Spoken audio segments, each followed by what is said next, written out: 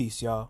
Before we get started, I felt compelled to remind everyone to stay safe and stay abreast of all the atrocities happening around the world. The people of Palestine, Tigray, Congo, Sudan, Haiti, and countless other territories are currently fighting for their rights and their lives. And if you're choosing to take action, please take every precaution you can. Stay hydrated, stay in groups, cover your face, and please, more than anything, don't lose hope. I've been leaving links to organizations and resources at the bottom of every episode description for a good minute, so please go check those out for places to donate and to find ways to take action today. We're not free until all oppressed people in the States and abroad are free. Much love, stay strong, and stay dangerous.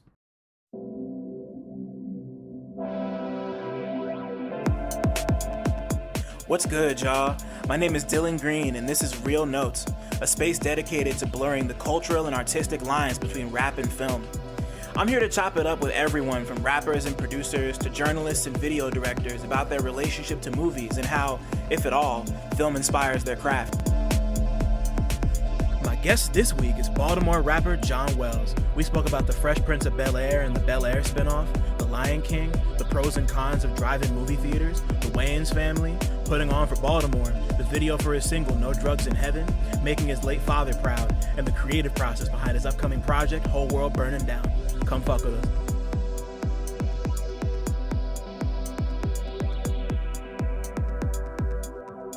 What's cracking, everybody? Welcome to I don't know what day it is, but welcome back to Real Notes. It's it's a Tuesday. Yes, sir. Okay. Brain's back. It's a fucking Tuesday. It's like 1 o'clock on a Tuesday afternoon. Yes, sir. I'm working remote today, feeling good. I haven't eaten shit, but I'm feeling good. My name's Dylan Green, CineMasai. Got a lot of names, do a lot of shit outside, inside, all sides. And I'm with somebody who does and carries a lot of things on him, and I don't know how he manages to do and talk and live the things that he does, talks and lives. But man, fucking Jesus, like we got fucking Baltimore rapper, Essex's finest, somebody who can't trust you if you dap with a left hand. Shit. We got John Wells. What's up, Luck? Thank you for being here, bro. What's up, bro? You said Essex's finest. That's crazy. That's insane. I feel that. Shout out to Essex. Shout out to Kenwood High School. It's crazy because when I was doing my research, I'm from Jersey. I grew up in Essex County, which is obviously completely different. So the Essex connections right there. Montclair 973-908, West Orange. Shout out. There you go. But I went to high school in Essex for real. I lived in Essex for a period of time too. My grandmother. Yeah, I'm saying I live in the area type shit. But yeah, shout out to Essex. Luck, thank you so much for being here. It means a lot. We already talked about it off camera, but it just means a lot, bro. Thank you so much for being here. Bro. For sure. I love what you're doing for real. Nah, me too, man. Like I remember, like I feel like a lot of people, I feel like a lot of people, No Drugs in Heaven was probably my first exposure to you, and I just watched it again like 10 minutes before we hopped on, and I'm still kind of shell shocked, you know. It's that's one of those that'll just never, I don't know, like I remember exactly where I was when I first saw it, and just it shit is so tough, man. That's I don't dope even know. To hear, bro. Thank you for real. Like I never heard nobody say that. Like about, because like I know where I was when I heard a lot of things for the first time. Like that's cool to hear that about my own music for real. I was working I was working remote from somewhere, and I just I caught the video and sat with it for a while, and then it was either right before or right after my homegirl Monkaper obviously profiled you for Rolling Stone, and then I was like, oh yeah, no, this guy's the truth. Like this is something serious. You know, for sure. And yeah, like before I even forget, it's not going to be out by the time y'all hear this, but Whole World Burning Down is coming soon. Yes, sir. I think you said it's out on what, the 20th? 20th, right? Yeah, yep. Right. Yeah, so I think this, y'all might be hearing this like a day or two before the album drops. Yeah, bro, like y'all are in for a fucking treat, man. Like Hell yeah. Before we even get into the questions, I just wanted to go on record and say that you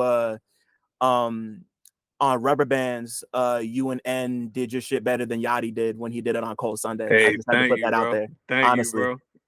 You know what's crazy though? Like I heard like a lot of like the type beats motherfuckers on YouTube using that sample for real, and I found it and I did that shit myself.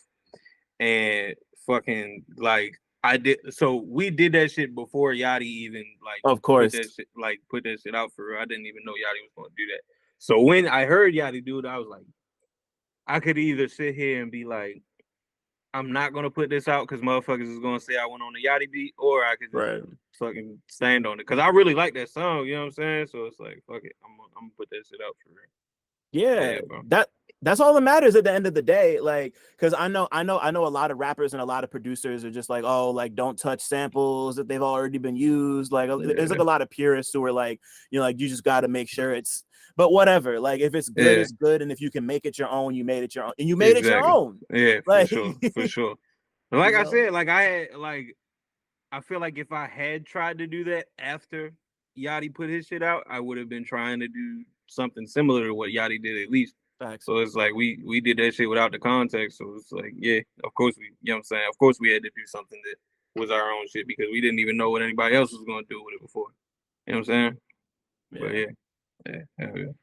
And I could tell, like I could definitely tell that it wasn't just like even like it just sounds good and it feels good and thank like you, bro. and like it fits right into the context of this whole project, which we're gonna get into a little later. But for sure. Let me ask you the first question I ask everybody who comes on here. Okay. Which is what was the last movie or TV show you watched that you had a strong opinion about? Me and my girl been watching Bel-Air. You know what I'm saying? Mm-hmm. And I don't know if you watched it for real, but like not yet. Okay, so it's just like it's so serious out of something that wasn't serious at all, or was there were a lot of serious episodes of Fresh Prince, but like out of generally it was comedy, and it's just like it's funny because they made it serious. You know what I'm saying? Like I don't want to spoil it for you if you're ever going to watch this, but like yeah, like there's just it's like probably the darkest joke I would say they ever had in Fresh Prince of Bel-Air.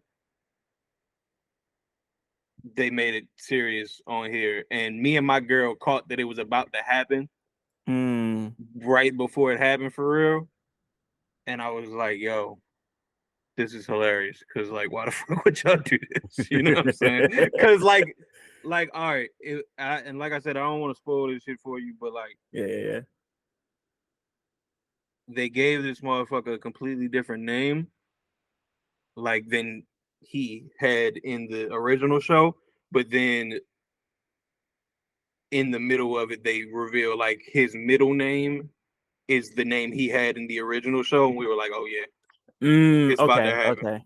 It's about to happen." And yeah, so that should be hilarious, though. Yeah. So y'all were fans of Fresh Prince before you were. I mean, like, who isn't a fan of the Fresh Prince? But like, y'all were like really tapped in before you watched Bel-Air. Absolutely. Like that was, that was on like Nick at Night growing up for me. You know what I'm saying? So like, I didn't catch it when it was coming out. Obviously, wasn't even fucking born yet. But yeah, like I was like, I know I've seen probably every episode of Fresh Prince of Bel-Air before. And I would say that's my favorite sitcom of all time for sure. You know what I'm saying? So yeah, I'm very familiar. Yeah, it's a good pick. Like, see, I never did the whole run through, but obviously I've seen my fair share. Like, it's crazy. I was just going through, for some reason, I like started going through like my old YouTube favorites, and I had like 3 Fresh Prince clips in there, and I watched all 3 of them. One of my favorite moments is, I forget the episode is from, but it's the one where Uncle Phil's talking to the he's either like a therapist or a doctor. Like the two daughters kind of go at it, and then the therapist and Uncle Phil, they start insulting each other. Like they started insulting each other's colleges, and then it ends with son just being like, I think you got her confused with your mama, and fucking Uncle Phil punches into this. Hell yeah. I remember that shit. What a time, man. But so I mean, like, I never got into Bel-Air because I know it started out initially as like somebody's like fan project, and I watched that initial trailer, and I'm like, I was really turned off by the idea of like doing like the because like more context. My girl and I, we were watching Riverdale for a period of time. Like we were like really into it for like 2-3 seasons. And after a while, it just kind of got like, why am I watching this? Like, why are they doing this? I don't need this in my life. Like, I'm always kind of, because like you could even take it back to like the Chris Nolan Batmans. Like, I'm always kind of skeptical when people take something that's not. I don't even want to say I'm skeptical, because I like it when people like mess around with shit. But I saw that Bel-Air trailer and I was like, I hate this. But, like, I'm not gonna lie, like I'll be watching it like, yo, because I want to be very clear. That is not like the end all be all of the shit that I watch for real. You know what I'm saying? Of course, yeah. I'm like, yo, this could have been written so much fucking better. But I don't know. It's still like entertaining for real. And my girl like really likes it for real. So it's like I'll be watching it, and I'm entertained by it too. But I don't know, man. It's like one of them shows where it's like, all right, man, like, why y'all like? I don't know. It just could be written better for real. You know what I'm saying? Yeah, like, but and also like I'm saying this as somebody who's like never watched the show, so like I have. So like I'm not trying to, like, I just never gave it that chance because I saw the trailer, and like I kind of cheated. I read some reviews. Like there's a lot of people I fuck with and respect who were talking about it, and there's a lot of people I fuck with and respect who like the show. A lot of people who don't. I just never like sat down and gave it the watch. I was like, I don't need this, and one day I'm gonna try it. It's just been like I hold Fresh Prince in very high regard, and if I watch it and it fucks with that perception, I'm just gonna be very sad. But it's like I'm gonna try it though. I'm gonna try it though. It's like, it's worth a try for real, but it's just like majority, you'll realize all the callbacks to, you know what I'm saying, Fresh Prince, if you know the Fresh Prince episodes for real. Like, I don't want to spoil it, but it's like there's like very obvious things. It's like, oh, this is like this person's entire character in this show is defined by one episode in the other show for real. It's like, it's weird. But that's crazy. And also just based off of like the trailers and things I've read, I won't lie, I was like interested but also kind of scared about what they're doing with Carlton. Like I know that I know they're kind of leaning into Carlton being like because I mean, like on the show, that's exactly what I was talking about for real. So like, you know, like one episode for real where he got high and now he's a full-blown drug addict for real. That's crazy, son. Like, cause I mean, like we all know Carlton from the original, you know, like we can all do the dance. We know that he's just like the preppy nerd dude, but like I know they're kind of doing the inverse where he's like the preppy elite, and he's kind of like he's you know, he's like one of like the uppity blacks basically. And you know, like I'm so nervous when people, like, it's really hard to mess a characterization like that up. It's really easy to kind of get lazy about it and not give it like the nuance it deserves, because there's like a lot of reasons for that sort of shit. But I'm overthinking it. I'm gonna try it at some point. This is just me coming at it with my own preconceived bias, whatever the fuck. But I feel it. It's like it gives Carlton a little bit more context for real, and it shows kind of who he is as a person for real. So it's like I said, it's worth a try. You might hate it, you might like it. I don't know. You know what I'm saying? This is my sign, because you and my man Will Ketchum, shout out to Will if he's listening, like he loves Bel-Air, and he's been talking to me and trying to get me on it for a minute. So this is my sign. If the both of y'all are fucking with it, I'm gonna give it a try. For sure. We're gonna make it happen. Sure. There you go. Hell yeah. So let's run it all the way back with you real quick. Mm, What's the first movie experience you can remember having? It could be at the theater, it could be at your cousin's house. Like just the first. yeah. It doesn't have to be the very first one, but the first thing that comes to mind for you. The first thing that comes to mind is probably like Lion King for real. You know what I'm Sounds saying? about right. That was like my shit. Like if you asked my mother what was like my favorite movie when I was like, you know what I'm saying, a kid, she would tell you Lion King for sure. Um, yeah, I don't know. I just remember like sitting on my living room floor and watching it for real. I don't remember too much. I mean, I remember the movie, but you know what I'm saying? I don't remember too much else about the experience. But yeah, yeah, that was my shit though, for sure. Yeah. Like, oh shit, Long Live James Earl Jones also. Oh damn! Yeah, that just happened yesterday, bro. Yeah, bro, that Wow. shit's crazy. No, it Mm. was like it was wild because yesterday was my man's birthday for real, and James Earl Jones died. Then my birthday was last Thursday for real, and fucking Rich Homie died. It's like what the fuck, bro? Damn. Right. I forgot. See, like that day was so wild because Yeah, like from then until Sunday, I was just kind of in yeah, a Quan haze. Like I went back to the yeah, bro. tour. Like not to get too off track because you mentioned it now. I'm thinking about it. Yeah, I went back and ran like Riches in Spirit. Like I yeah, remember when Riches in Spirit came out. Like I was yeah, my shit when it dropped. And yeah, it's like I was my man Al over at Pitchfork wrote a really great obituary on Quan and was just like we were all just waiting for him to come back and have his yeah, moment again and like for him and Thug to patch it up and yeah, man. Long live but Rich Homie, man. yeah, for real. Yeah, nah, like and for that to happen on your birthday. Yeah. Like I felt like Mm-mm. I was being a dickhead by saying this, but it's like, yo, I hate when people die on my birthday, bro. Like it's fucking like I'm trying to enjoy my birthday and somebody I fuck with fucking died. Like, damn, bro. But Yeah, yeah, man. it'd be like that. Truly. But how old are you? You're a 97 baby, right? Yeah, I'm 27 as of last Thursday for real. Yeah. Got you. Yeah, no, I'm exactly 5 years older than you. I'm 32. Was born in Okay, got 92. you. Got you. So yeah, my You said exactly when's your birthday? March 18th. Or not Okay, got you. exactly, my fault. Okay, got you. Like Got you. by the year, not by the day, Yeah, my yeah, fault. yeah, for sure. Okay. Got you. But yeah, no, Lion King was also one of my or Yeah.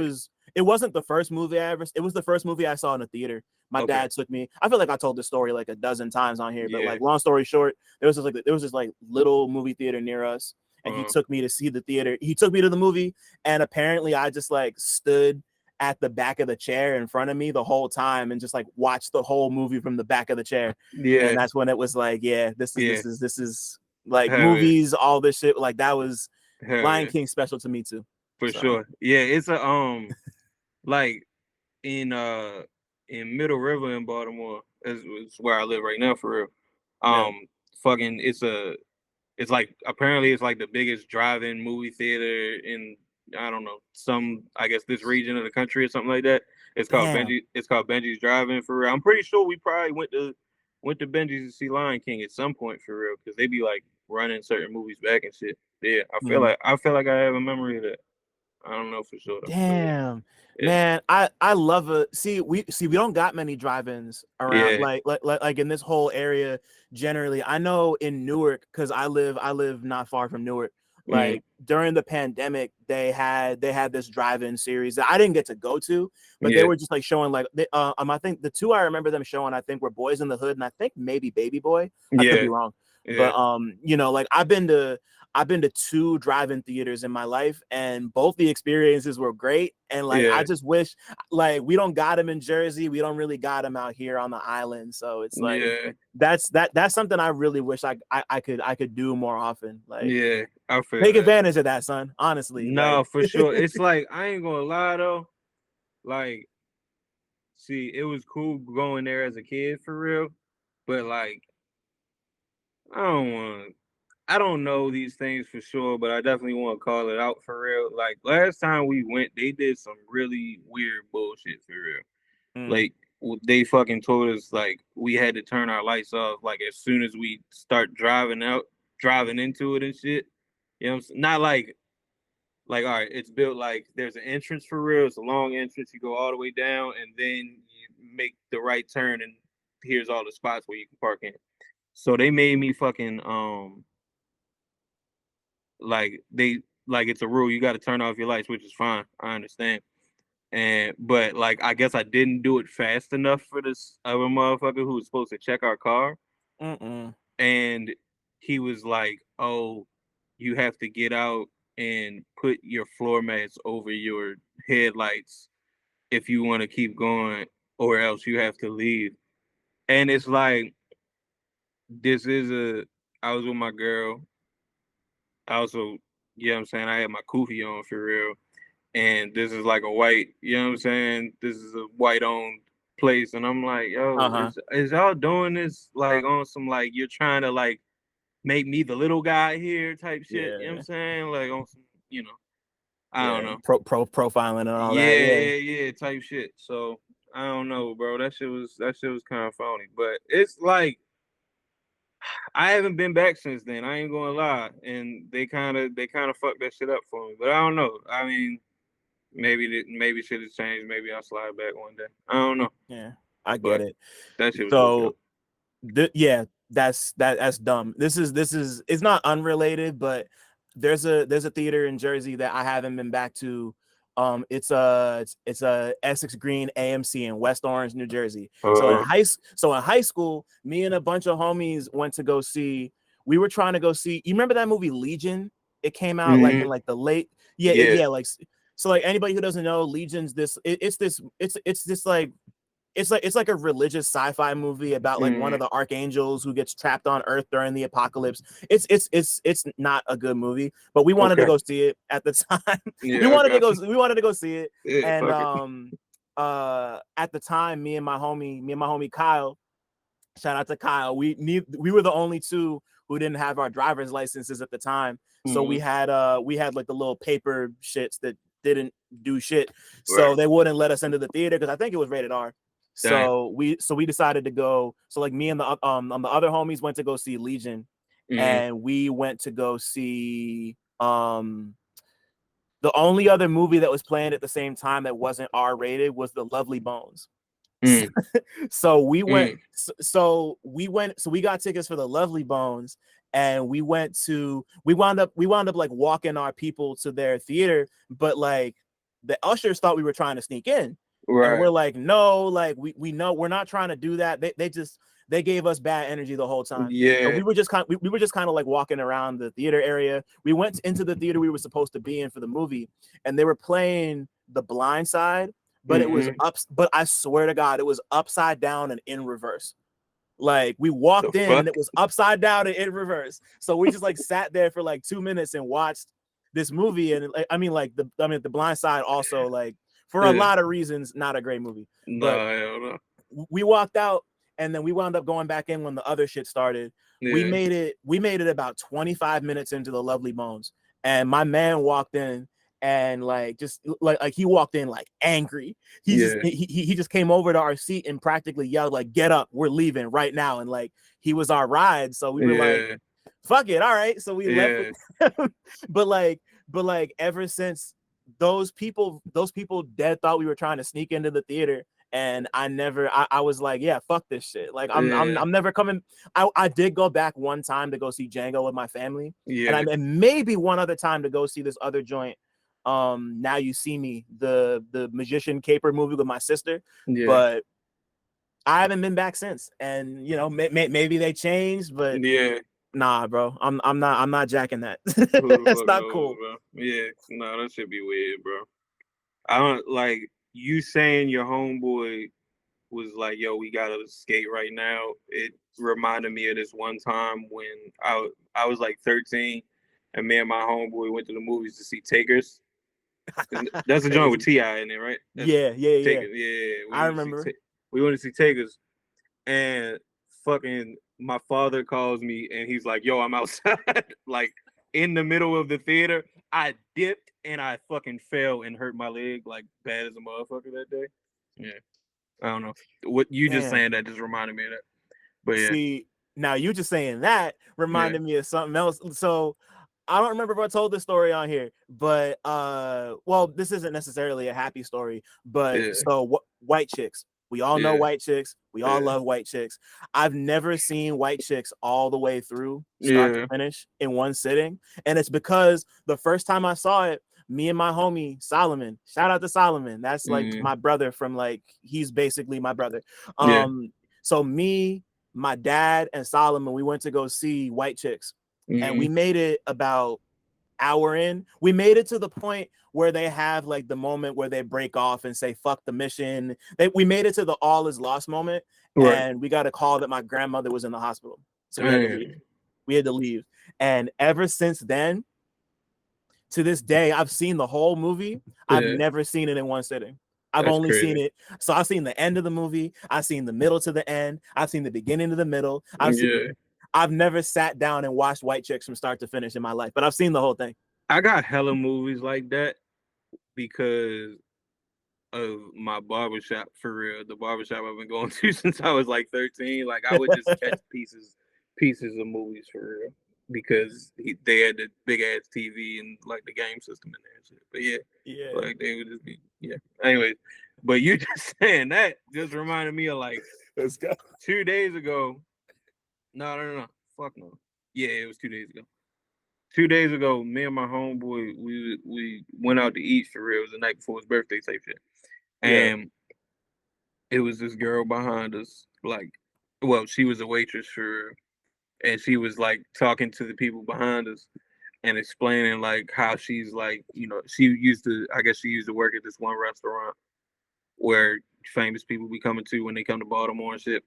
And Yeah. she was like, yeah, Marlon Wayans was there, the guy from White Chicks. And I was like, yo, like, why is it that's the only movie you know Marlon Wayans from? Like he was like, I understand you white for real, but like Marlon Wayans has been hella shit.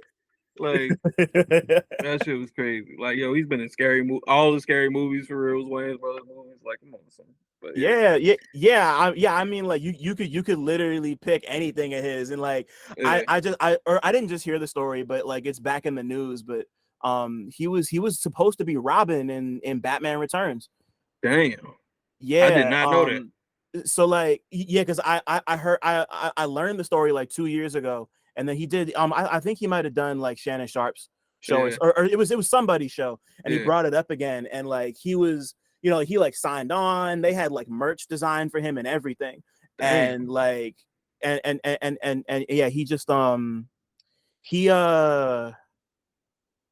for some, I forget why, but for some reason they just decided to not go with Robin, and they just cut him out of the movie. But he got paid for it, and I think he still gets like royalties and points on the movie and everything. But like like he did some, I forget who it was, but he was saying like, I realized that my career could have been so much different if I had gotten the role of Robin, like at that point, because like he was like like the Wayans were still kind of like on the up and up, like their show hadn't even happened yet, like it was like really early on. So it could have like, he was just like, my career could have gone in a completely different direction. Like he was just thinking to himself, no, sorry, what were you gonna say? I was gonna say he would have been like in a like kind of Will Smith position at that point. Is you said this was like the 90s and shit? Something like that. Yeah, because Batman Returns was like 90, it was like 91 or maybe 93. Like shit, that's crazy. That's insane. He because he was saying that like if he had gotten that big that fast, he wouldn't have had the control over his career that they wound up having. And like he could have wound, and I mean, like we all know what happened with Will now, like the memoir's out, and like like he Will kind of got really big really fast, and like getting that big that fast is never good for it's never good for your mental. Like it'll fuck you up in ways you can't even imagine. And he was like, so like at first he was like, I was kind of fucked up because like, why didn't they want me? This is like this like life-changing opportunity, whatever. And he was like, that was at the point where he was like, I'm a lock in, start making my own shit. Like that's when him and Keenan Ivory and the whole family, like, and like they built whatever little empire they have. And now he's, like they gave themselves the keys, and they might not have been able to do that if, Because I mean, For like sure. in Living Color, it already happened at this point. They were like on their way, but for sure. like it could have been, things could have happened a lot quicker than they needed to. And he was like, it was a blessing, and it was. I gotta find it. I'll send it to you later if I can find it. But it was really cool. Yeah, hell yeah, send it to me. Just hearing him talk about it. Yeah, I've been meaning to watch that fucking Shannon Sharp interview too with Mom. Yeah, I haven't done it yet. Need to. Yeah, because it wasn't. Yeah, my fault. It wasn't the Shannon Sharp one. It was somebody. It was like okay. It was like some white dude. I can't remember who it was. I just saw it on Twitter. Okay, I got but you. I'll find it. I'll find it. Yeah. But as you get older and you start. Wait, even before I asked that, I went to a barbershop for the first time in. I mean, I haven't cut my hair in 18 years. So it's been 18 years. Got and you. but my man owns a barbershop in my hometown, and I wanted to go support. I just went and got like a little beard shape up. Yeah. And he had like a Quiet Place Part 2 on. Like somebody else was cutting my hair because he was off and busy. But he was just like talking to his client, and he had like a Quiet Place Part 2 on. And I think they like moved from like that to some other movie and to some MMA shit. Like people don't like, for anybody who doesn't go to the barbershop like that, like the barbershop's definitely the spot where you're gonna see like 18. You're gonna see like see like half of like 18 movies and like hear somebody talk about some game or some event. Like that's like that's half the fun of being at the barbershop, is just hearing people's conversations. And like I don't know. The conversations I've heard in the barbershop are insane. I've heard a motherfucker in the barbershop say, "Yo, you never seen a motherfucker get killed till you seen him get his head cut off with a lawnmower blade." I was like, "What the fuck are you What do you mean, son?" It should be insane, yo. Yeah, it had been so long since I'd been in a barbershop that I forgot how crazy it could get. Because like I used to have like a big fro, and I would go in and get it cut like at least every couple weeks type shit. And like it was, I don't know, just it's fun, but just like every once in a while you're just like, the fuck are you talking about, bro? Right, bro. Like, what are we doing here? Like, it's just like it's a bunch of my barbershop. What and the crazy part is though, my barber, he just got rid of his barbershop. Like he sprung this shit. He sprung this shit on me last time I got a haircut, which was like September 4th. I just hit him. I was like, "Yo, can I come through today?" And he was like, "Yeah, come to the new spot for real." I was like, what the fuck? Okay. I was here like 2 weeks ago. What the okay. So at least you don't gotta go look for somebody else, because like that barber relationship is sacred, man. No, bro, I've been going to the same barber since I was 13 years old, bro. My man Nan. Shout out to Nan, if you ever hear it. Yeah. No, I've been the same woman's been doing my hair for the last 18 years. Shout out to Gail. He's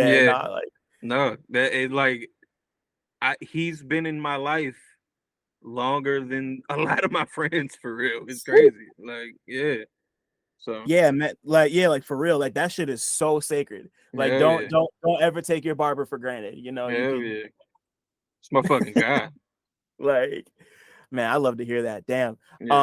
So as you get older, you start having more life experiences, refining, like developing a palate and taste and shit. Was there a movie you can remember watching that really connected with you in like an emotional or artistic or spiritual sense? Like I like to think of it as like a capital M movie, like just like something that's more than just like 90 minutes of entertainment, or it could just be like a transcendent bit of 90 minutes of entertainment, you know, like whatever. I think, man, the one that's coming to mind as you say that right now is Paid in Full, for real. Cause like I watched that when I was really young, for real, but I like, you know what I'm saying? I was really young, but like I came back to it because like on Netflix, for real. We got Netflix when I was like 16, maybe, for real. And I kept watching it. I would like run that shit back every single day. And me and my best friend, for real, we know that movie word for word, for real. So yeah, but that's just like, that's like my motivation movie. Like like when I feel like I need to, you know what I'm saying? Like I got hustle for real. Like I gotta go watch Paid in Full, for real. It's like that. And like, another one for me though. Another one for me was Malcolm X. Was the Malcolm X movie. Yeah, that was a big one. That was a big one for me. Yeah, like those two. Then maybe like, man, I got a few of those. I'm not gonna lie. I was about to say The Godfather too, which is, you know what I'm saying, like, you know what I'm saying. But then like Forrest Gump was a big one for real because that was like my dad's favorite movie for real. Yeah. And you know, towards the end, obviously, you know what I'm saying, the mother dies and all that. Like it just for sure, like it means, you know, it means a lot. Like Yeah. I think of that, especially when like the very end for real, when he's like he finds out he has a son by Jenny, Yeah. and Yep. he's like, is he smart? And it's like that reminds me of my dad so much for real because it's like he just really wanted me to, you know what I'm saying, be smart and be, you know, good, be a, you know what I'm saying, good person and all that shit. Yeah. That shit means way more than just a movie for me. Yeah. Yeah. I mean, like, I don't even know how to put Forrest Gump into words that haven't like Yeah. like how else can I talk about Forrest Gump? Yeah. You know, I like don't know, bro. I don't it's know. definitely one of those. But yeah, like there's a yo, my fault. Sorry to interrupt, but I just wanted to shout out the all new Real Notes Patreon page real quick. If you're looking for ways to connect and directly support the podcast, the Real Notes Patreon is the best way to do so. For as little as $5 a month, you can gain early day before access to every forthcoming episode of Real Notes, as well as an invite to the Real Notes Discord server, where you can talk to others about the latest and greatest in movies and music, come through for some listening sessions, and talk about whatever else is on your mind. I know I'm gonna be talking a bunch. If you feel like coming up off a little bit more, you could get cool exclusive content, like audio from Real Notes Live and Real Talk interviews. Those will be exclusive to patrons and ticket holders moving forward. Access to retro versions of my 60-second Minute Maid movie reviews, and even a monthly writing and podcasting workshop hosted by me.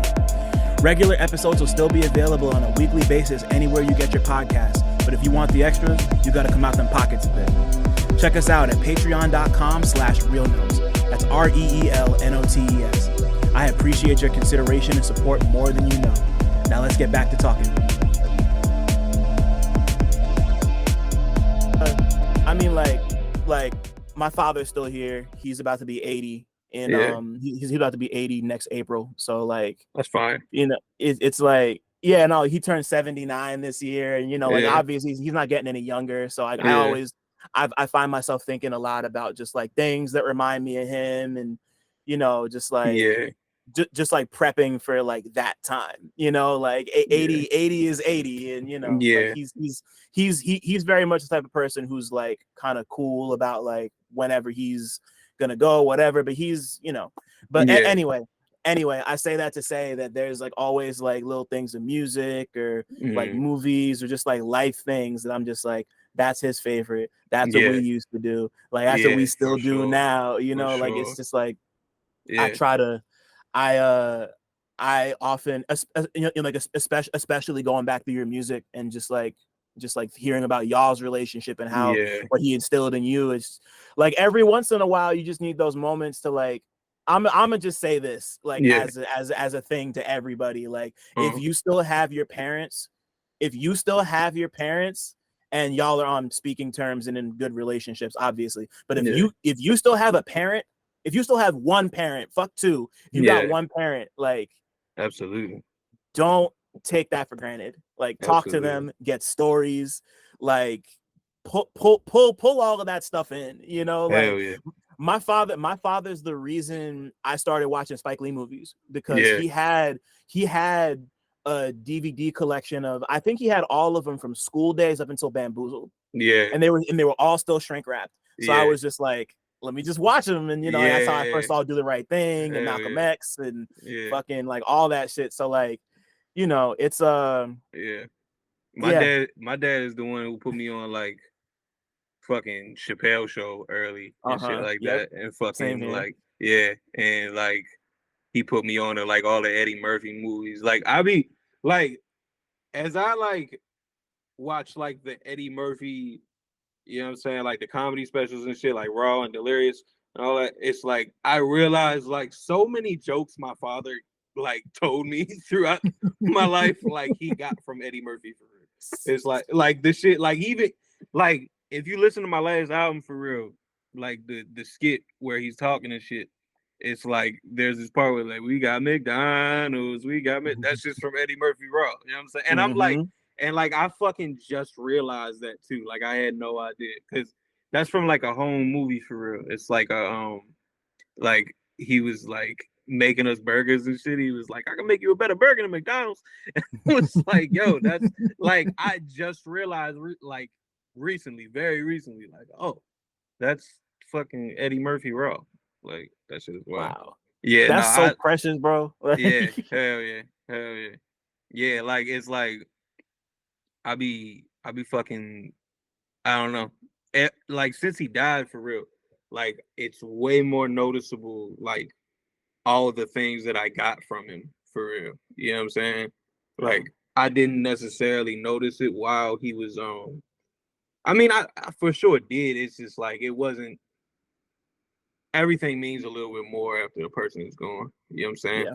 So it's Mm-hmm. like, that shit is it's like it's super noticeable now. You know what I'm Yeah. saying? Yeah, the last death I went through, I lost my uncle to cancer. I want to say about 2-3 years ago. I'm sorry to hear that. Um, nah, man, it's it was. I mean, I appreciate it. Thank you. Yeah, yeah, It was crazy because yeah, Dad and I we went to go see him. Him and my aunt stay in Queens, yeah, so we went to like he it had just gone into remission. So we went to go visit him and be like, hey, like great to see you, just like kick it with them. We were like watching like a basketball game or some shit. My yeah, uncle was really big into music. He was like he was really big into music. He dressed to the nines all the time. He had like all the yeah. like he he was the dude with like the alligator shoes. Like he's the Got you. reason. Like I realized he was a big part of the reason I got into sneakers when I did. Yeah, And like he and I, the last thing we said to each other was the fact that he wanted to go see Jasmine Sullivan play because it was around the time Hotels came out. yeah, And so like he was like, I'm gonna go see Jasmine Sullivan. And I was like, oh, you gotta let me know what you think when it happens. And yeah. a week later, it came back and he passed. Dang. And I almost didn't go that day. And Yeah, if I didn't, like I would have been crushed. yeah, Like it was like a week later he was gone. yeah, And I and like yeah, like once again shell shocked. And I was my father couldn't make it to the funeral, so I was the only person from our side of the family, and my sister was in Portland at the time, so right. I was the only person from our family who could Got make you. it to the funeral. Yeah. And he was supposed to bring my boots, Oh and man. and because he wasn't there, he couldn't bring my boots. So Yeah, I showed up in a pair of Air Max 97s, yeah. like pair of my favorite shoes. And in If my your head, uncle was like in the sneakers though, you know what I'm saying? That's probably exactly how he wanted it though. You know what I mean? exactly, in Yeah, my head, I'm like, this is what he would have wanted, like yeah, I had, because like I brought my clothes, I was somewhere else, and I was like, he would have wanted it this way, and yeah, it felt right, yeah, for sure. but like, but I say all that to say, maybe like a month or two after the funeral, I went to my aunt's house, and she was just trying to get rid of clothes. Mm-hmm. He had a whole closet full of like some of like the nicest shit you'd ever see. He Yeah. had the So like she gave me a leather jacket of his Mm-hmm. or a suede jacket of his that Yeah, I still wear in the winter to this day. yeah, This like untouched pair of fucking Uggs that yeah, he had never worn, mm-hmm. and a couple other things, like actually like a pair of sneakers that I'm wearing right now. They're Yeah. they're, they're a pair of busted up MBs, but Oh shit. Yeah, like so like yeah, like I wear and carry him with me just yeah, about especially in the wintertime, because like I got a lot of his winter shit. So yeah, like wintertime, it's like I'm wearing like my uncle. yeah, So I get it, like yeah. that stuff really does matter a For lot more, sure, for you sure. know. Yeah, I got like a he had this leather jacket he always wore for real. I still got that motherfucker. I never like actually worn it for real, but I still got it up in my closet for real and shit. Right. I just remember when he died for real, I fucking like they just my dad was homeless before he died for real. So it's like, Right. you know what I'm saying? He didn't have much for real, but like he had like it was just a box of shit for real. And it was just like old shirts. And I found this fucking fire shirt that like I would find in like in like a thrift store for real. It's like a it's got a big ass, it's a yellow shirt. It's got a big ass shark on it for real, and it's a stop loan sharks. And I'm like, That's so tough. What do you I'm mean? like, what the fuck? Why did you have this shirt? But yeah, that shit was yeah. That should be meaningful for sure. Yeah, truly, man. I didn't mean to get this deep so early because I Nah, wanted that's to all just talk good. about. Yeah, I fuck it. wanted to talk Yeah, about Paid in Full, hey but man. Yeah. damn, like, Now, what were yeah. you I about mean, to like, ask about Paid in Full though? yeah. Before we move on, like, I don't know, just like I rewatched Paid in Full for the first time in some years. I want to Yeah. say at the time, like I'm like earlier. I mean, like first, I mean, like Paid in Full is a fucking classic. Like especially in like the New York, New Jersey area. Like everybody thinks they're Money Mitch, bro. Everybody thinks they're fucking Money Mitch. Like, you know? Nah, I feel that. I feel that. It's like me and my homeboy. We always say we Ace and Mitch for real. Like, yeah, I don't know.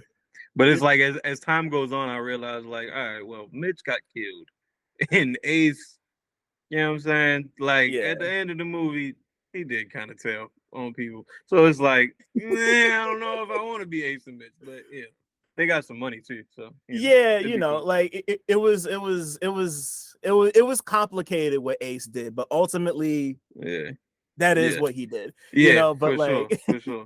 But you know, good movie. Movie, great soundtrack. I love. Like, I'm trying to remember. I mean, I don't know who the DJ was they had yelling over all the different things, but like obviously it's like very like Funk Flex, K Slay, Clue energy, like which is wild because like that movie came out before all those dudes were like on the radio doing their thing. So like that always kind of fucked me up. But I'm in a period of time where I just had my man 89 the Brainchild on, and we were talking about K Slay tapes. I'm a big Street Sweepers person. Like Street Sweepers 3 is one of my favorite tapes ever. So like, I was just like revisiting Paid in Full in that context is just like, and then you know, like Cam, like obviously like everything he had going on, like you know, like learning that Cam brought an actual gun to the set when he auditioned for the movie is one of like like he brought like an actual like he was like learning that when I was in high school was like I don't know why, but I specifically remember learning that Cam brought a gun to the set when he auditioned he just had it on him, or he was bringing it to be like, hey, I can, you know what I'm saying, I can really be this guy if you want me to. I think it might have been the second one, but like he didn't tell them until after. Like he just like pulled it out, and they were like, "Oh, it must be like a fake prop," and he was like, "Nah, it's real." And they were like, "What?" You know? So like, it'd be like that. It'd be like that. That movie's nuts, bro. I love Paid in Full. Truly a classic. Like, fucking love Paid in Full. I like, and it's weird. Like I go back and watch it, and I realize like when I first saw that movie, I had no idea who Dame Dash was, and Dame Dash is in the movie. You know what I'm saying? Like and it just adds context once you know who these people are. You're like, oh shit, right? This what, and he made the fucking movie basically. You know what I'm saying? I mean, not literally, but you know what I'm saying. He funded the movie for sure. It's like, Did you know who Nori was at the time or not? I had a little bit of context, but I didn't know that was him. You know what I'm saying? Like I knew I knew Nori was. There was a rapper named Nori, and I knew the songs, but I didn't know like, oh, that's Nori. And that's like one of my fucking favorite scenes in the movie for real. You know what I'm saying? He said, "All right, water." I love water, like what the fuck does that mean, bro? To this day, I couldn't tell you what that shit means. But it's just like like depending on the person, you'll hear him like people will say water, and it's just like, all right, like all right. And like salute. Because I think at that time I knew Super Thug. I knew and then whatever songs of his were in Def Jam Vendetta, because he's in the game and then he has one song in there. I think it was Nothing, because that album had just come out. But but yeah, like that's all I knew about Nori, and I was like, oh, what a time, bro. God damn. Bro. But damn. So I mean, like, since we're on music, let's talk about music. For you, when did music become capital M music for you? Like, when did it go from being like a thing in the background to like something that not even so much that you wanted to make it, but just like when did you first become like fascinated with music? I don't know, bro. Like I literally don't know my life without music. You know what I mean? Like it's literally been my shit my entire life. My dad was like you know, keep fucking bringing up my dad, but yeah, like I mean, that's kind of what I talk about when I get to talking about when I was young for real. But yeah, Of course, yeah. it's like my dad was like big into music for real. Like he used to sing and shit. He never, really got anywhere with it. But yeah, and he never really pursued it either. But like he just loved to, do karaoke and shit like that. But he was like really fucking good at it too. You know what I'm saying? So Right. like, um, I mean, I remember him singing songs, and I'm thinking like, oh, he wrote this song, and turns out like, no, he didn't write this song. But like, you know what I'm saying? Like, I don't know, like, yeah, like I remember like trying to like, and then my uncle was like super big into music, and he had like an actual band for real. Like they would be doing gigs and shit, and he would put me on to like old, because I was big into like rock music when I was growing up and shit. Like put me on like Ozzy Osbourne and Black Sabbath and Kiss and shit like that, and then like Green Day for real. Yeah, like like I think I had a guitar growing up, like an electric guitar and shit. Like Yeah. fucking yeah, I don't know. Like it's kind of always been my shit. Like and with rap, it's like when I was young, I would fuck with like the like it was like Bow Wow and fucking Romeo and Uh-huh. fucking like you know what I'm saying, Soldier Boy as I got a little bit older for real, like fucking, like 9, 10 years old is when Soldier Boy came out, I think. Right. And but yeah, like, as far as like when my homeboy, and this is like it's like the generic white rapper answer for real, but my homeboy put me on the like Slim Shady LP for real, and I was like, oh, see, you already knew what I was about to Yeah. say before I even said it, but Yeah. yeah, Yeah. like, yeah, but like that's when I was like, oh, okay, this is what I want to do with my life. Before that, I wanted to play football, and I wanted to design video games for real, but I still kind of wanted to like there was like this deep thing in me, like I had an idea, like I want to do something like big and creative with my life for real. You know what I'm saying? Yeah. Like I wanted to be like, you know, I always I kind of always pictured myself being some sort of celebrity in a way. You know what I'm saying? Yeah. You know what I mean? So it's like, yeah, I don't know when I started listening to M like heavy, it's like that's when I was like, okay, this is it. And that was around the time when I was like 10, 11 years old for real. Yeah. But yeah. And yeah, like that's when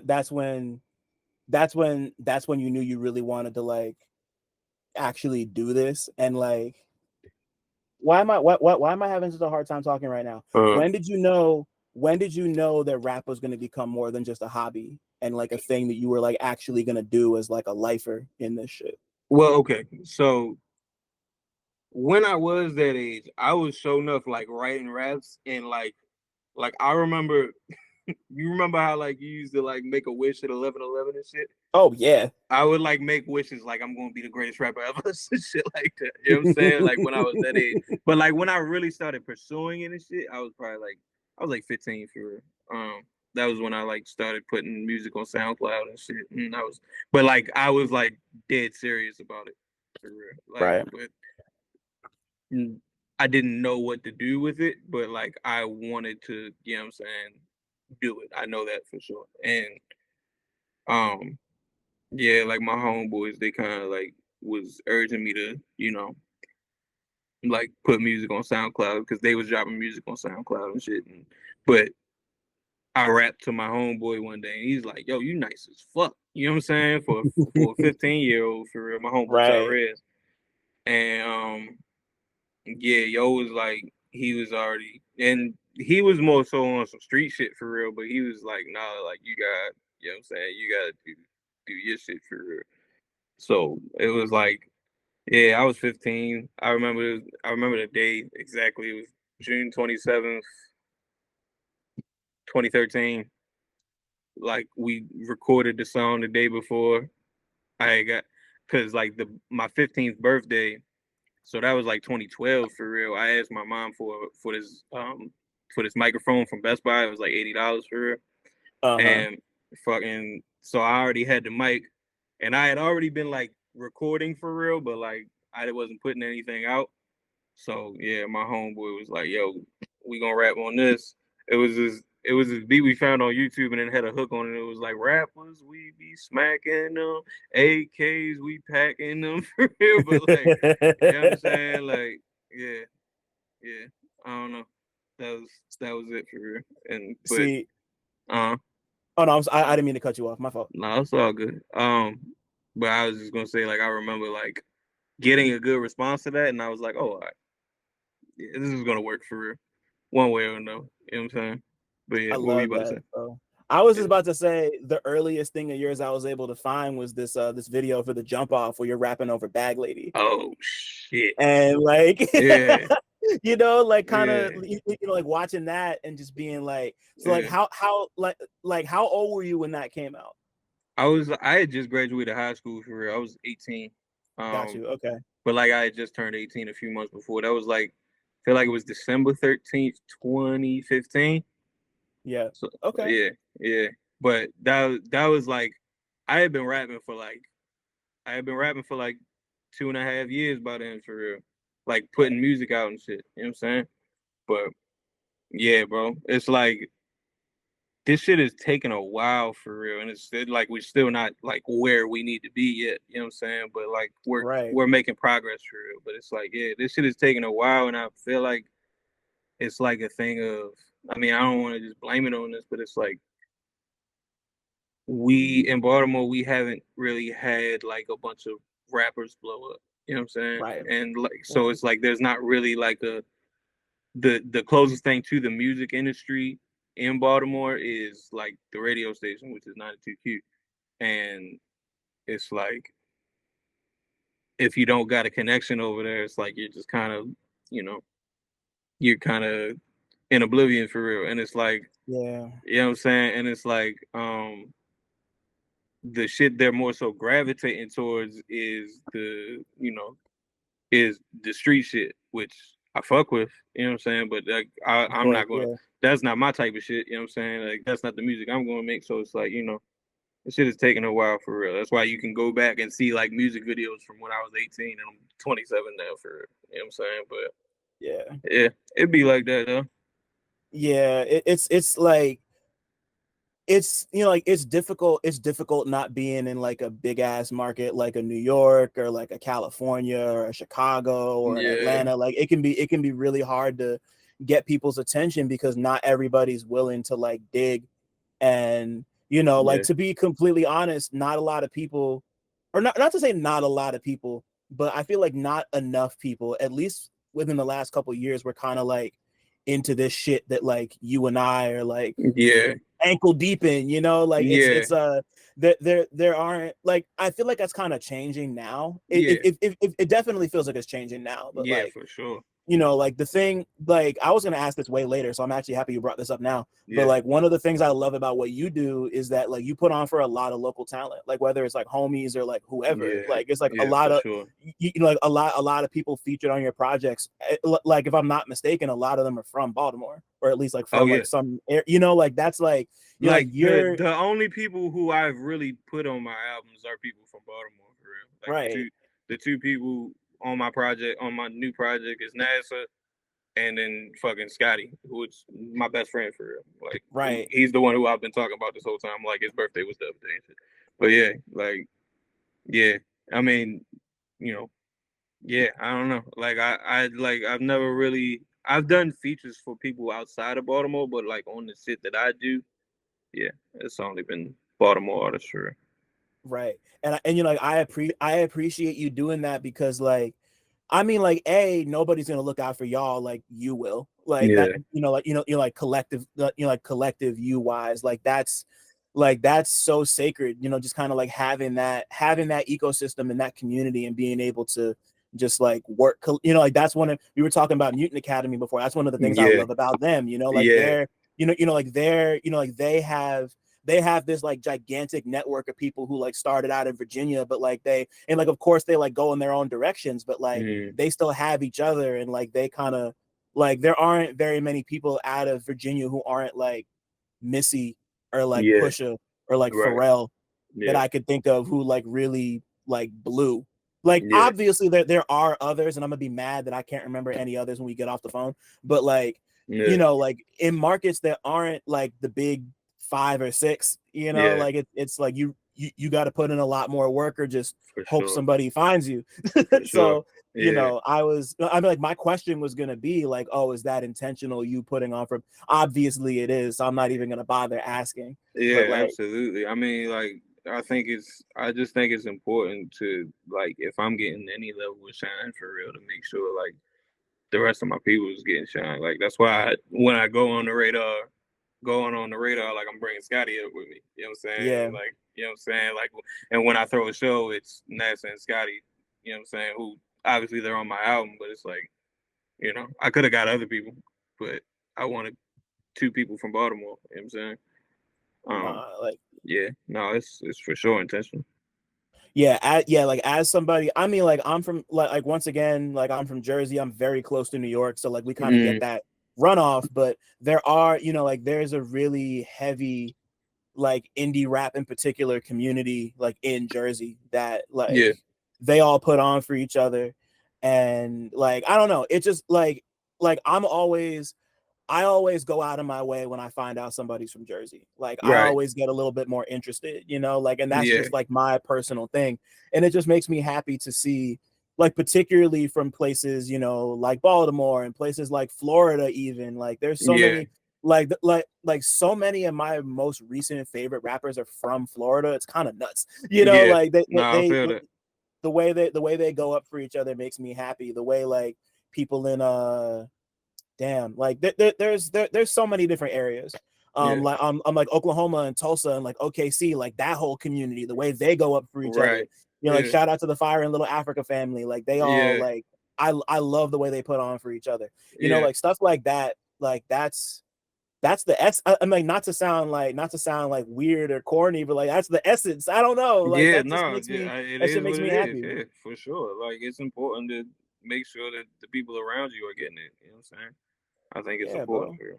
Yeah, And like and you're like considering everything, like the jump off, like I mean, like it's a pretty wide jump, but going from like the jump off to a project like Silk and Money, which is yeah, like the first thing a year, is like it's a little 7-song EP yeah, that's on DSPs and shit. I just wanted to touch on that super quick before we make a couple more leaps to the album. yeah. Like, talk to me about putting Silk and Money together, and Okay. like, yeah, yeah, So I fucking, cause I put Silk and Money together after, that had to be like November 2020, yeah, it was November 2020.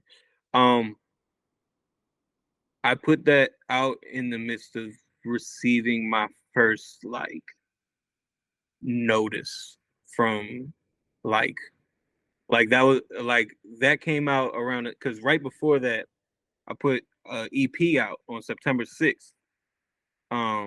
It was called Lucky Jordan, and like there was a song on there called 10 Carats, and like that was my first song.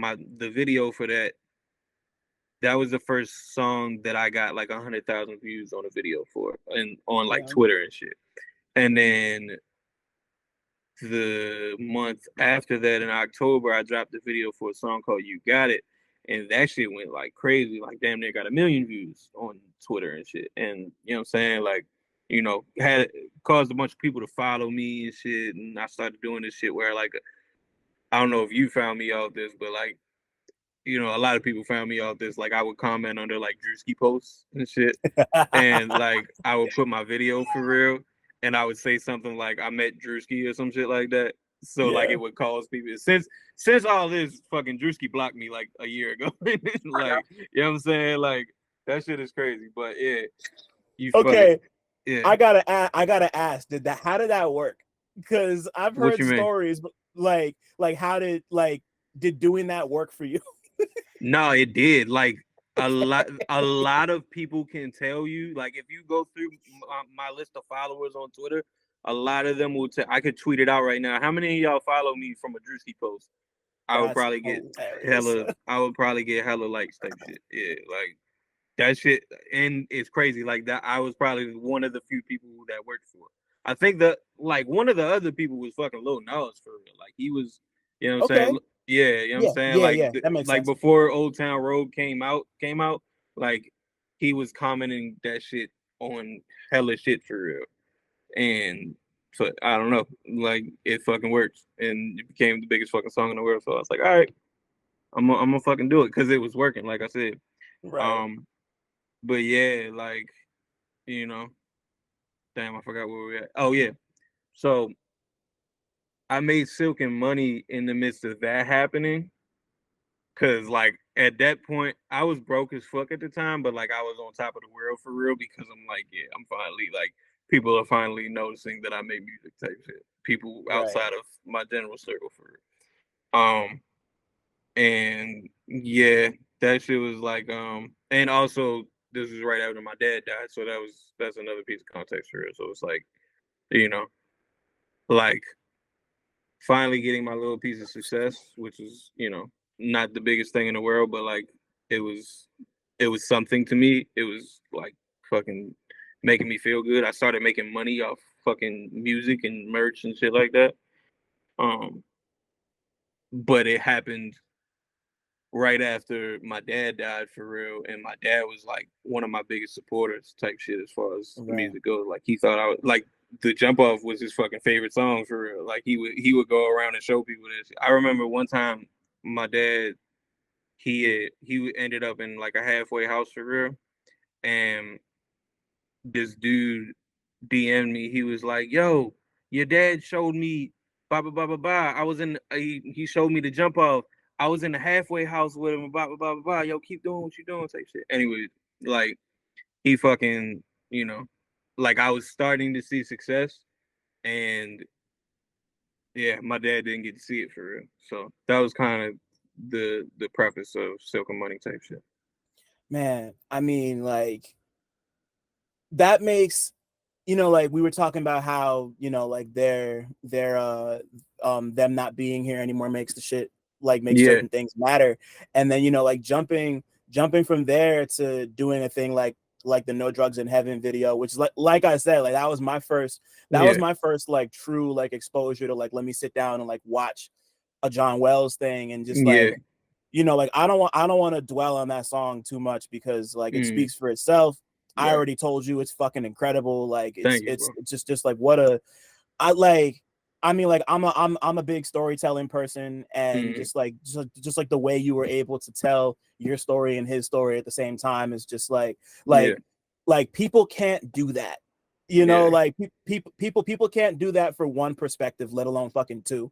right. So like you Yeah, really once again, I don't want to dwell on it. I feel like it's been covered to death, and I'm sure you've talked about it a million times. What yeah. I do want to talk about Mm, is the reason you decided to film that video the way you did, mm, because like it's just you in front of the mic on some like color shit, or like or like any of the million other yeah, fucking like right. colors radar type. So like why did y'all decide to film that video like that? Man, honestly, like it's very fucking simple. Like my homeboy, who he does a show similar to Colors for real, but it's a solid blue background. He does the floaters.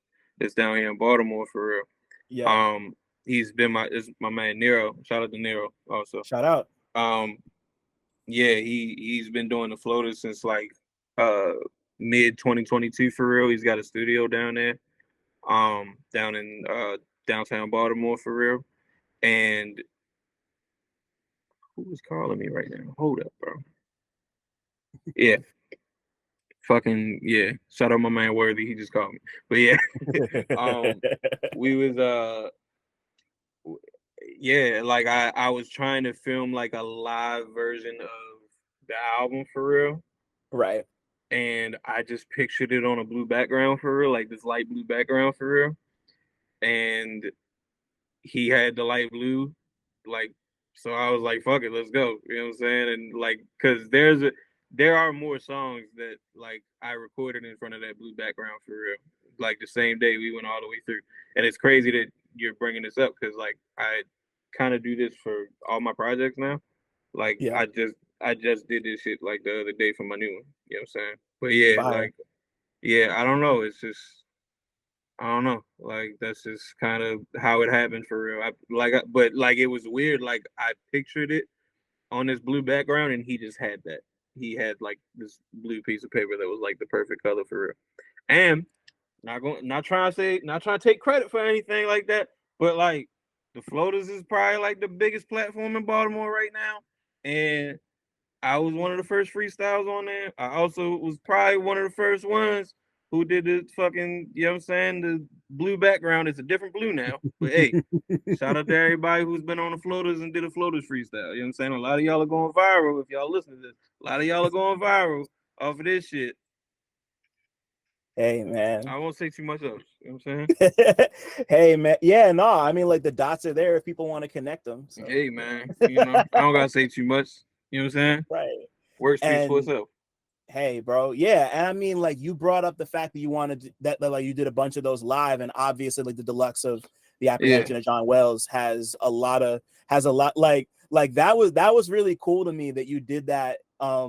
Like, I mean, early, relatively speaking, because obviously you've been making music for a minute. Yeah. But, like, you know, like, to be at that point where you're not, like, doing live shows like that, but, like, to just, like, have live versions of the songs, like, that really, like, that's effective. It's effective, and it's interesting, and it caught me off guard when I saw this project at first. I was like, damn, like there's like a whole like EP of live tracks here already too. Like I was like, wow, like Son is really like putting on in a crazy way. Like it was just a cool idea to me to do that so early.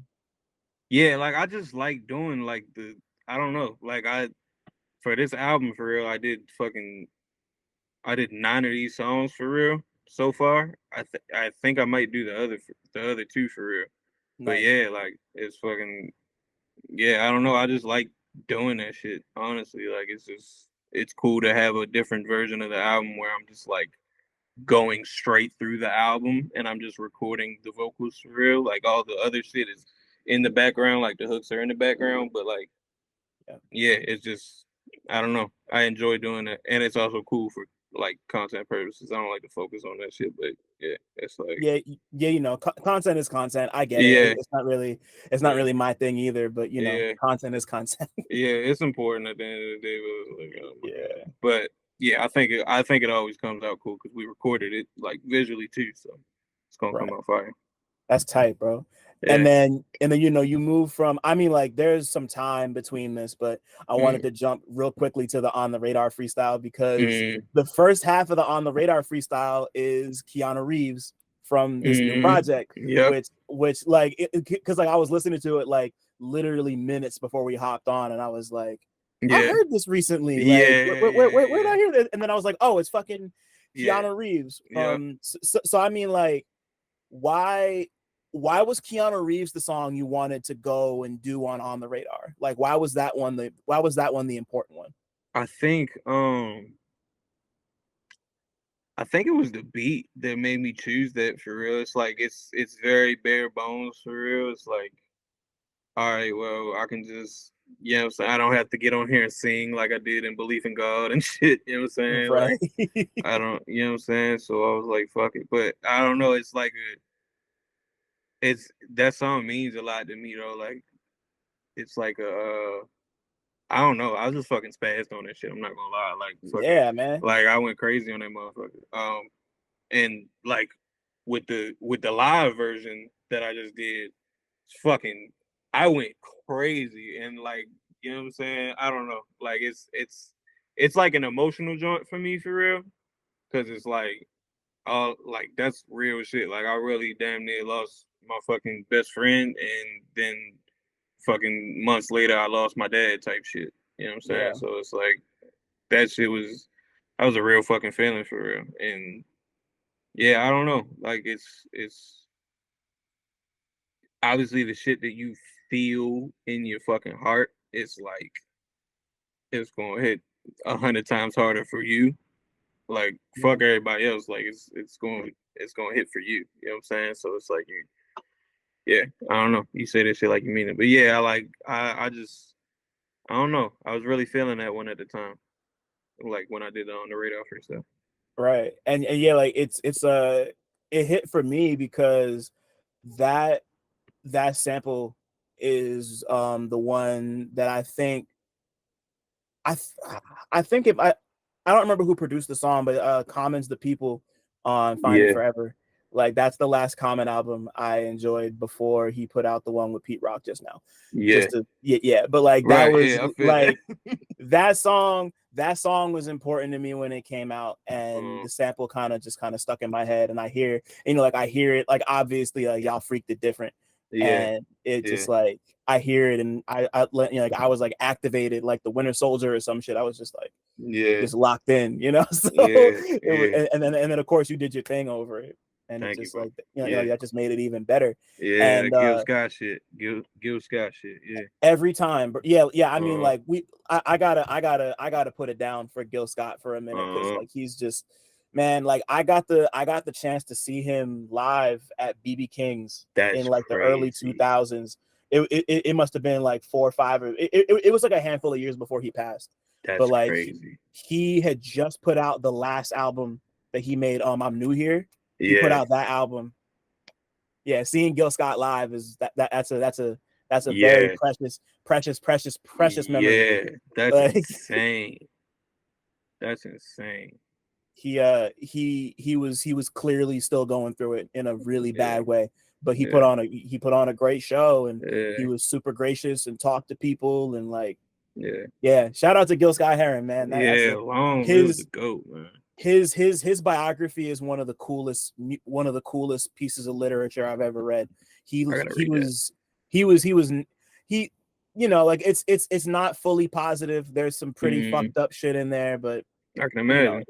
definitely worth the read if you're into Gil Scott Heron. Absolutely. I might have to read Um that. yeah, nah, it might even just be called like Gil Scott Heron, a biography. But Yeah. but with Whole World Burning Down. So Hmm. like I mean, like, needless to say, you've been through a lot in the last couple years, Yeah, for and sure. like a lot of your music. I mean, like one of the things that's really cool about your music to me is like I mean, like it's very raw. Like you're really like Hmm. talking from a lot of like lived experience, and just like, Yeah. I mean, like the thing about Whole World Burning Down is that like, as compared to like Apprehension or John Wells, like it really feels like the anxiety in your life is starting to creep around a little bit more than it did before. Like you're talking about like rough things Yeah. on your other projects, but like this is the one where it's like, okay, the things are out in the open, but just like how taxing that is on me is starting to come out now, you Yeah. know? Yeah. And like, before I get into a specific thing, just like walk me through the general, like, wanting to make this project, wanting to do it this way, Hmm. like like why was now the time for this specific showing of Luck? Yeah. It's like all my shit is just really like where my life is at the moment. You know what I'm saying? Yep. Even with the apprehension where I go like, deep into my past and shit, like, that's just where I was at for real. Like a lot of the other shit on that album. Like, so it's like with this one, it's just like, man, like I've been getting for like probably since like 2019 for real. When I get stressed the fuck out, I get this terrible fucking eczema on my hands, and it kind of started happening Right. with Dick for real. And so you feel me? Like it's to the point like my hands, like this is how my hand looks right now for real, but like they will puff out to the point they look like baby hands type shit. You feel what I'm Yeah. saying? Like big versions of baby hands for real. So it's like it gets super fucked up for real, and then they get super dry, and you know what I'm saying, it'll be to the point where like, you know, like I can't even fucking get out of bed because it hurts to do fucking anything. It hurts to open a door. It hurts to like, you know what I'm saying, like drive my car and shit. So, anyways, it's like I realized that, you know what I'm saying. Well, first and foremost, I realize it comes from stress. Like stressful situations will happen, and you know, like for example, motherfucker tried to break in my house in like April type shit, Hmm. and fucking went crazy type shit. And another would be like I got offered a deal. You know what I'm saying? And like that fucking stressed me out because I'm like, oh fuck. You know what I'm saying? I don't know. I don't like this is a new thing for me. I don't know Right. really know how to navigate it. And so yeah, like things things of that nature will happen and I won't really know how to deal with it. I'll just be kind of like a victim of, this shit that's kind of like crippling me in a way. And Yeah. I realized that you know, I realized that like smoking weed kind of helps me. And I was somebody who like when I was like 16, 15, 17 years old, like I would smoke weed and shit with my friends, but like I had like a bad experience with that shit before, and like there was other shit like it just wasn't my shit. And then on top of that, it's like you know, on top of my father, I've seen a lot of people like get into harder drugs. You know what I'm saying? And Yeah. it's like knowing my history, my family history with drugs. It's like I'm very, you know what I'm saying? I'm, you know, I'm hesitant with that. So it's like starting to smoke weed, it was like a big step for me for real. But it's like it's something that I realized like it really does help with me for real. It keeps my mind a little bit, you know what I'm saying, where it should be as opposed to like constantly worrying about shit. Um and yeah, it's like, that kind of inspired this album, like this change in my life for real where like, you know, I'm I'm the son of somebody who died from drugs. You know what I'm saying? Yeah. And now I'm, you know, finding that I need to do this thing that I didn't used to do. You know what I'm saying? So how am I dealing with that? Um, so yeah, like I said, it's like it's all where my life is right now, and that's where my life is right now. So yeah, that's Yeah. how I made this album for. And then like on top of that, the cover is you fucking holding a bogey. Like it's Yeah, it's just like the bogey and yeah, it might feel like a simple image, but like your whole world is in that shit. yeah, and And like but it's like yeah, but like if you look really close at that image for real, if you like zoom into it and shit, you'll realize like there's bumps on my hands because that's kind of like, you know what I'm saying? Like, oh yeah, I can see him, like your fingers yeah, kind of puffed up. Yeah, yeah, yeah, yeah, yeah. yeah. So it's like, Okay. and it wasn't as bad at that time for real. Like, like, I got a back cover with the track list on it, obviously, and that cover, like, you can really see, like, I'm holding the blunt, but like, you feel me? Like, there's just red marks all over my hands and shit. And Yeah. yeah, bro, it's just like, yeah, I don't know. Like that cover just kind of captured like the whole shit for real. It's like, yeah, you know what I'm saying? Yo. And I like like I wanted to do some like different shit for real, like some more, you know what I'm saying? Like, cause that's literally a picture I took on my phone for real. And yeah. like I don't normally do that. Like I've been, making my own covers for a long time and I put a lot of thought into them for real. But I was like, nah, like this just makes sense for real. This is what this needs to be. You know what I'm saying? Yeah, bro, you made the right choice. Like I think Thank you. I mean like more often than not, like the simplest answer is usually the right one. Yeah, And I think and you're like, I think for what you're trying to convey. And I mean like as somebody else, like as somebody who also deals with eczema, I've had eczema my whole life. It's been better, but like yeah, everyone but like I get rashes. Like my yeah, shit doesn't flare up. I just get rashes all over my body. Like I got a scar. Or I had a scar on my right thigh from like yeah, a really bad attack. Like I can't wear a nickel belt. yeah, It's a lot. But anyway, yeah, so like I get exactly where you're coming from. yeah, Like I know exactly what you mean. yeah, And like the two instances that really jumped out at me listening to this were the two skits on hmm, here.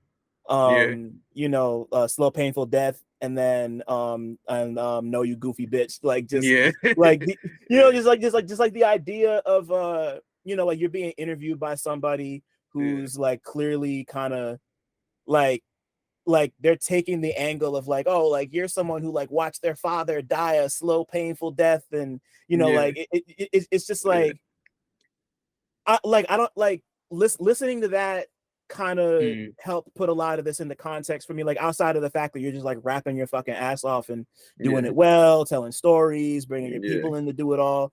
Yeah. Like the way you set those skits up made me very curious. Like, are there as someone who makes incredibly personal music, do you sometimes feel like listeners, journalists, whoever are so like enraptured with the story around your father's death that you've kind of like put in your music that they like don't listen to other shit?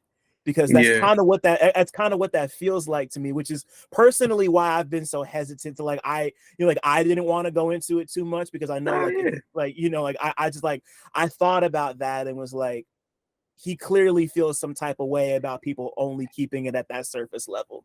It's like, You know? Like, yeah, no, it's like, it's a weird thing with me, like, cause it's part of my life, and that's what I make art about. You know what I'm saying? So yeah. I can't not talk about it for real. And I think it's an important story to tell, and I do like I'm happy to tell the story, but also at the same time, it's like I ain't gonna lie, and all love to this dude. You know what I'm saying? It's no, you know what I'm saying?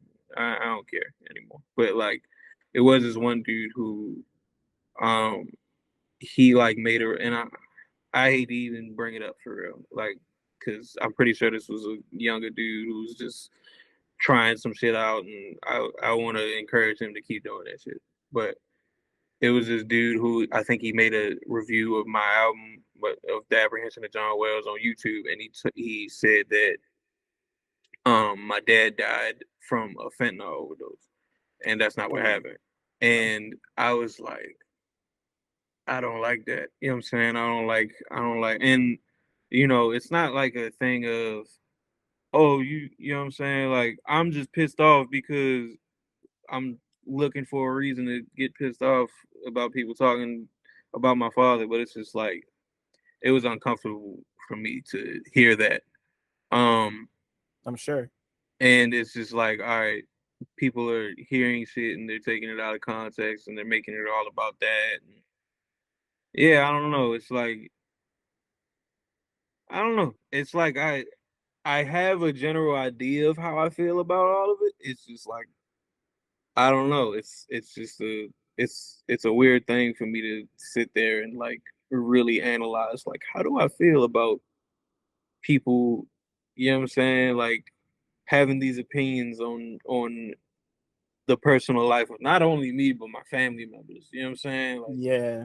it's just, I don't know, it's weird. And it's like, um knowing my dad, I feel like he would have got pissed off about that. You know what I'm saying? Like, Probably. you know what I'm saying? So it's like, it's weird to even say that because it's like it's about his death, but like, yeah, like, I don't know, like, it's weird to, it's what I make art about. So it's like I'm doing this to myself. And I'm happy to do it at the same time, but it is also weird, like, navigating it like that. Like, Yeah, I'm man. Like letting, that. yeah. I'm sorry. Go ahead.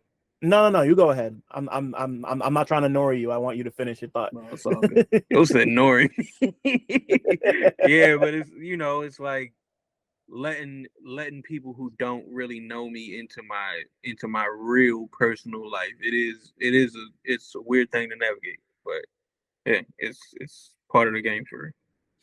Yeah, it's and you're like I almost feel like that goes back to the conversation we were having about Marlon Wayans early on, just like Yeah, about like him having the chance to have gotten way bigger way sooner. And like I think about that with you a lot because like like you're very much taking like a you obviously haven't gone from like Silk and Money to like Old Town Road. Like I didn't happen in right. 2 Yeah, days. yeah, yeah, for Like sure. and you're like as like cool as that might be in the short term, like you and I both know that like especially with like the type of music you make, like Yeah, like you're already seeing it at the level you're at now. Like it's yeah, it's like it's like it's very easy for people to find one aspect of the story to grab onto and just turn it into something that it isn't. Yeah. And there was one moment on Scared to Say Die that really fucking like checked me, like in all of this context. Like you're talking about like being so anxious that like you almost like crashed your car because like you were, I mean, I really don't want to get this wrong, but you said that you were some sort of high while you were driving your car. Yeah. I mean, since I started smoking and shit, I do, you know what I'm saying? I can't deny. I drive when I'm high sometimes. Like if I have to, you know what I'm saying?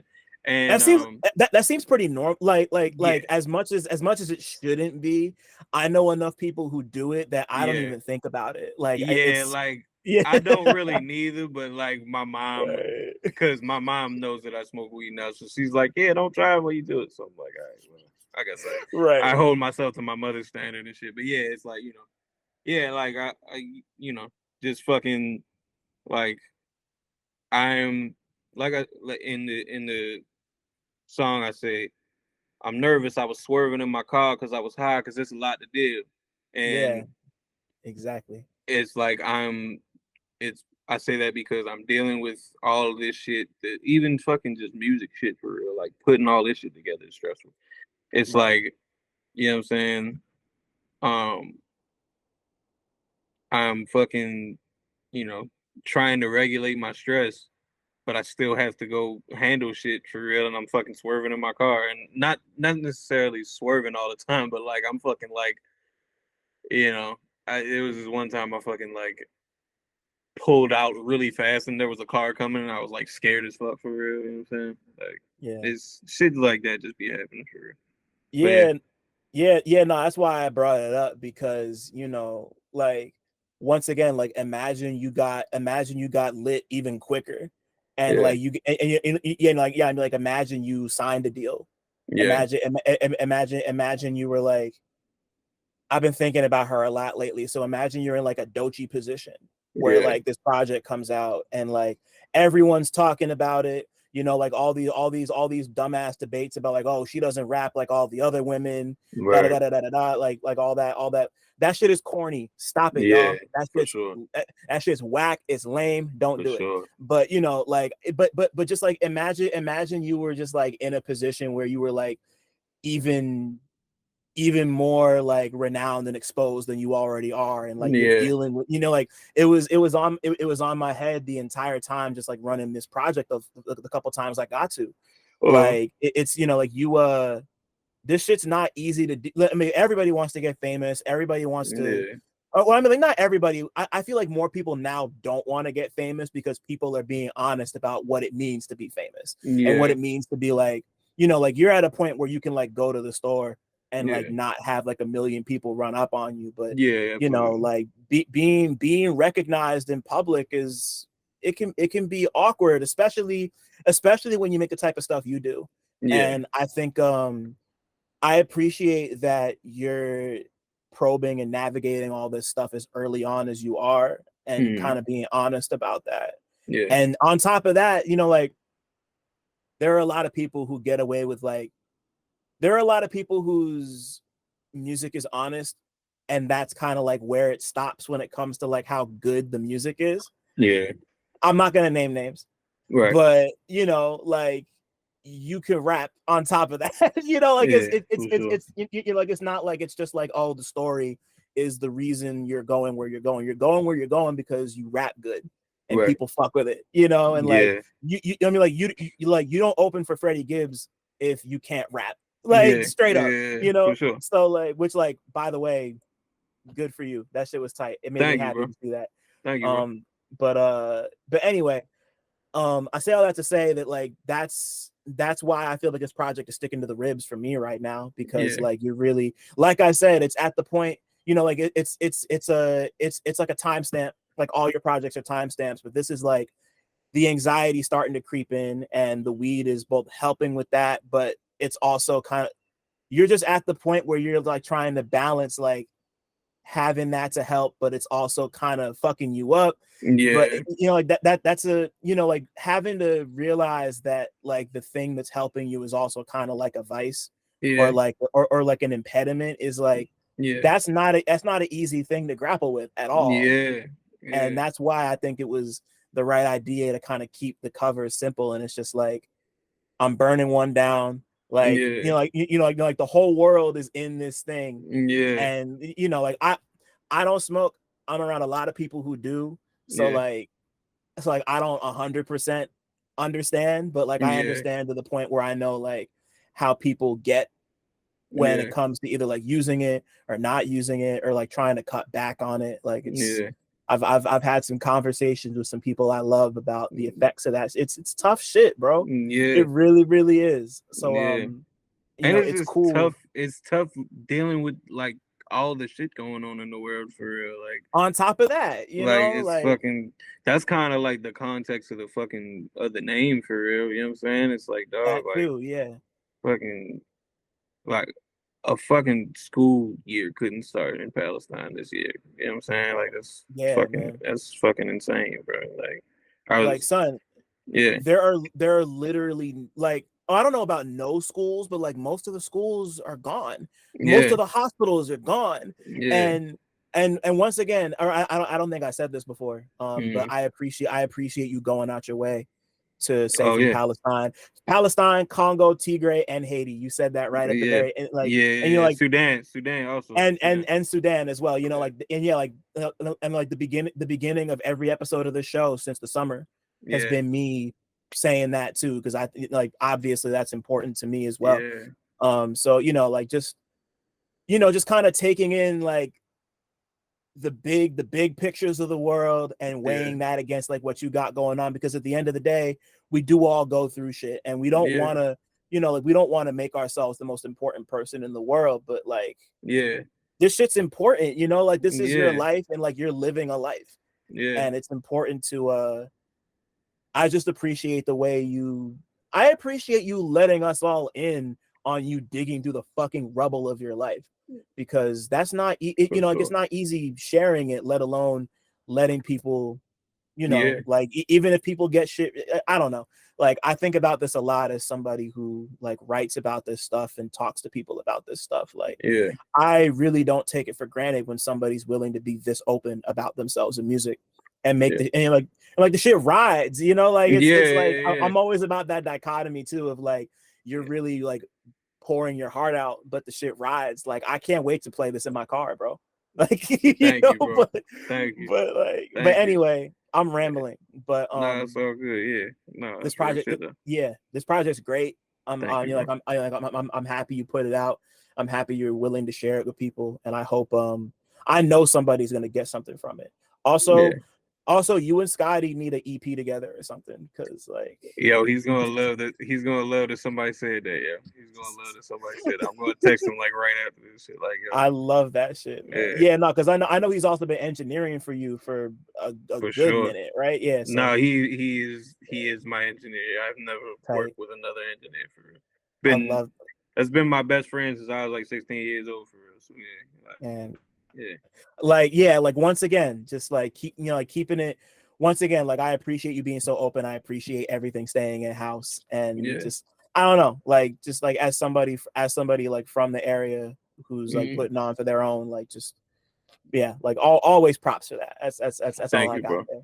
Thank you, But bro. but to Appreciate it. formally wrap this up, look, if your life was a movie, what would it be about? Mm, mm, that's tough. My life was a movie.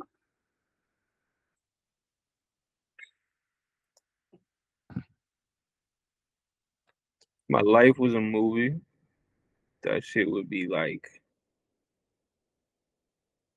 mm, I always picture my life as a movie, like fucking like kind of like Harry Potter for real in a way. You know what I'm saying? Uh-huh.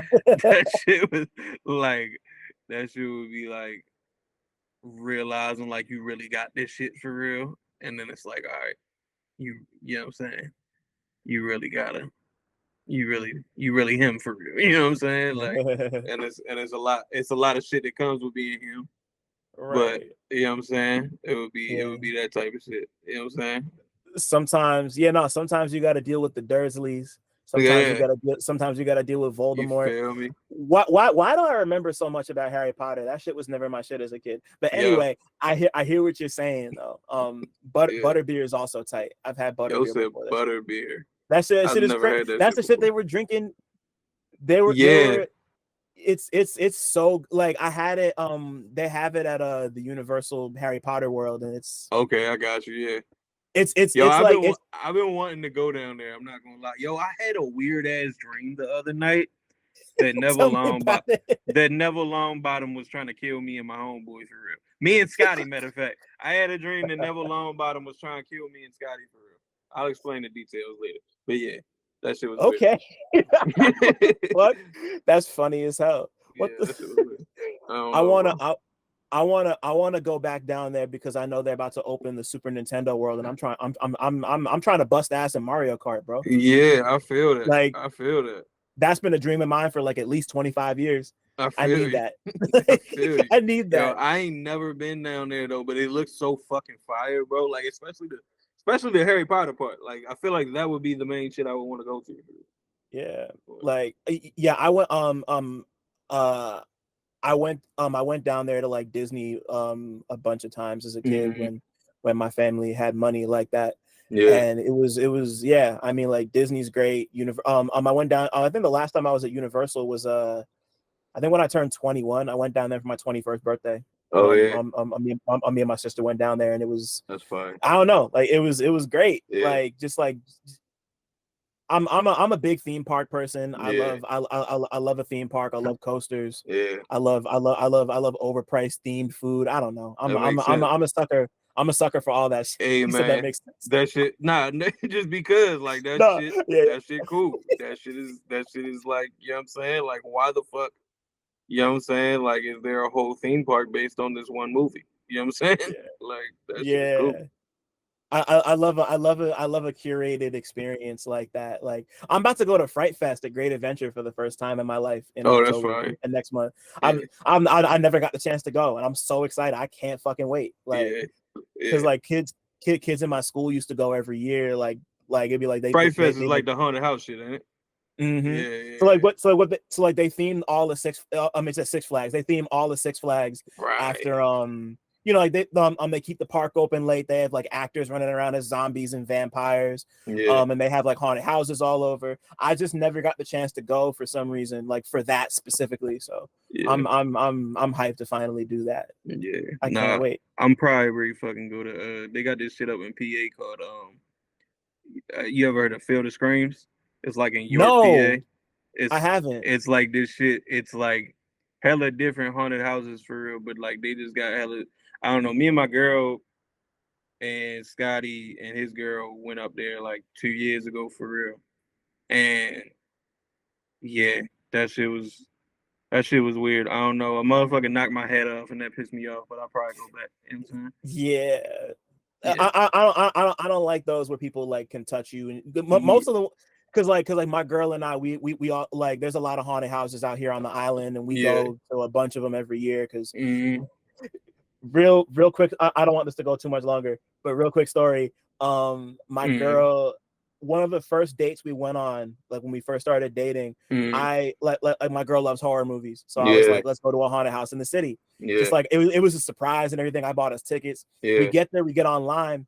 We're like the second from the people about to go in, and she's like, I never told you this, but I hate haunted houses, and I'm gonna like piss my pants. And I was like, all right, I guess we're about to find out.